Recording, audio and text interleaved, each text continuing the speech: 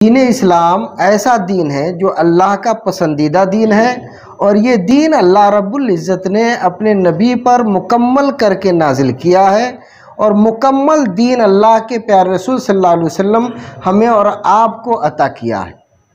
तो मुकम्मल दीन इस्लाम उम्मत को देकर नबी आखिरुज़्ज़मा मोहम्मद रसूलुल्लाह सल्लल्लाहु अलैहि वसल्लम इस दुनिया से तशरीफ़ ले गए और उस दीन के कलमे को, उस दीन की मोटी मोटी बातें को, ज़रूरियात दीन को वाज़े अल्फाज में अल्लाह के रसूल बयान कर गए, सिखा गए, बता गए।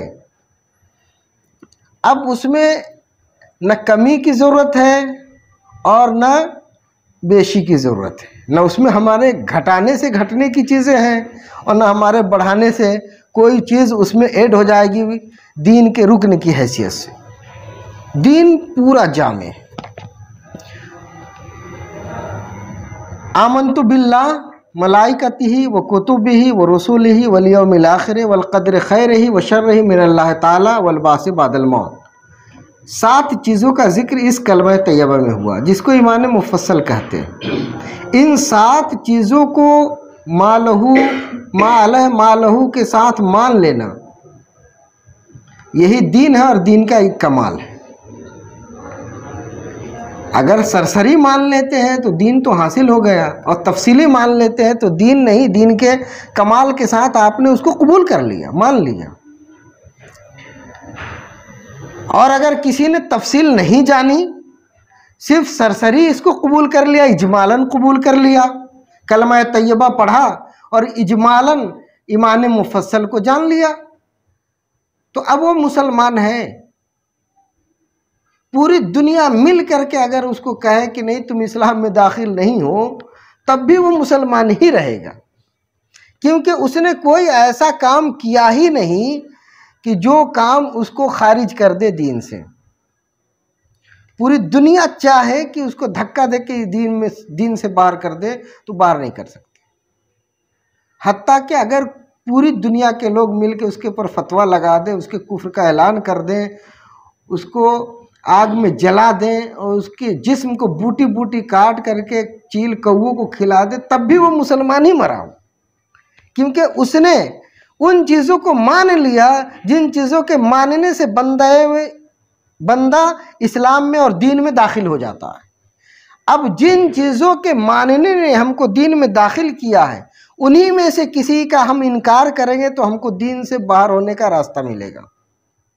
अगर हमने कोई इनकार नहीं किया, आमन्तु बिल्लाह मलाइकतिही व कुतुबिही व रसूलिही वल यौमिल आखिर वल क़द्र खैरिही व शर्रिही मिनल्लाह ताला वल बास बादल मौत, इन चीज़ों को हमने मान लिया और कोई कुफ्र हमसे सरजद नहीं हुआ, न कौलन न अमलन, न हमने उसका एतकाद किया कुफ्र का, न इन 7 चीज़ों का जो जिक्र हुआ इस कलमा तैयबा में, इसमें से किसी रुकन का हमने इनकार नहीं किया, तो अब हम दीन से खारिज नहीं हो सकते, किसी सूरत में नहीं हो सकते।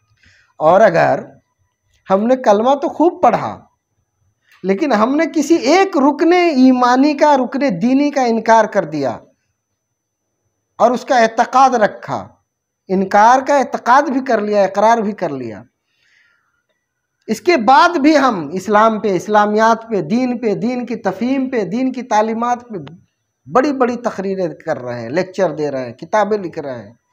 पूरी दुनिया मिल करके अगर हमको कहे कि गौस है, कुतुब है, अल्लाह के वली है, मोमिन है, मुस्लिम है, तब भी हम मुस्लिम नहीं हो सकते, तब भी कोई बंदा मुस्लिम नहीं हो सकता, क्योंकि उसने अपने एतकाद में दीन के रुकन का इनकार कर लिया।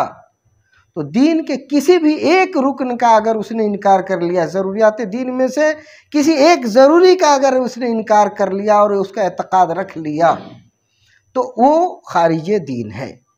अब उसको कलमा पढ़ना मुफीद नहीं होगा जब तक के वो शख्स अपने उस एतकाद बातिल से तायब ना हो जाए, रुजू ना कर ले, उस वक्त तक के उसको कलमा तैयबा पढ़ना मुफीद नहीं होगा। कलमा तैयबा पढ़ने से उसको फ़ायदा मिलेगा जिसने कलमा के बुनियाद को, कलमा के अरकान को, कलमा के बेसिक चीज़ों को कबूल किया होगा। अगर कबूल ना किया होगा तो सिर्फ कलमा पढ़ने से कोई दर्जात नहीं पा जाएगी।